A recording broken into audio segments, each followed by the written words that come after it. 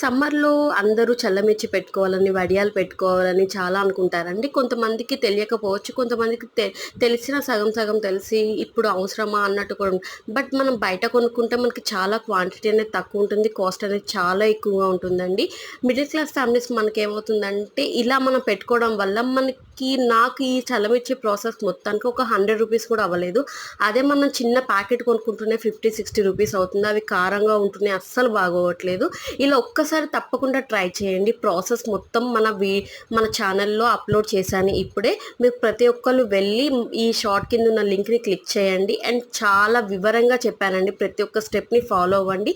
Last వరకు video చూడండి. తప్పకుండా మీకు మంచిగా అర్థమవుతుంది. అండ్ మీ అమూల్యమైన కామెంట్ని తప్పకుండా మాకు తెలియచేయండి. ఇంకా మీకు ఎటువంటి రెసిపీస్ కావాలి ఏంటనేది కూడా తెలియచేయండి అండి. మన ఛానల్ని చూస్తున్న ప్రతి ఒక్కరు లైక్ చేసి సబ్స్క్రైబ్ చేసుకోవడం మాత్రం మర్చిపోకండి. Thank you. Bye bye.